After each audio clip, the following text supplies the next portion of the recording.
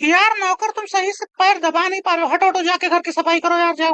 मेरे पापा है आने वाले। अरे आपको साफ सफाई करना बिल्कुल नहीं आता है, क्या पढ़ा है? साफ करिए, मेरे पापा आ रहे हैं। गंदगी मुझको बिल्कुल पसंद नहीं है। आजकल क्या क्या होने लगा, ये कब क्या हो जाए। अरे आप ये सब कर रहे हैं?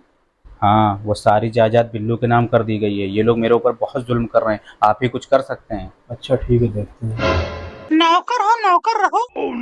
बहुत जुबान चलने लगी है तुम्हारी, इधर आओ। ये लो तमाचा खाओ। रुकिए, मैं इनको बताती हूँ, मेरे पापा तो शिकायत कर रहे थे।